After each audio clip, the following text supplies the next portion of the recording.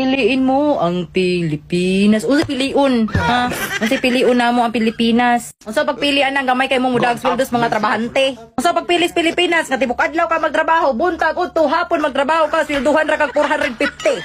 Asa mi dapitang mo lugar ana? Piliin mo ang Pilipinas daw. Unsa pagpilis Pilipinas nga daghan kayo mo abroad na. Tungod sa Pilipinas perting gamay ang sweldo. Ang college graduate, mga apply college graduate og trabaho. Unya, mangita ba mag with experience mga animala mo?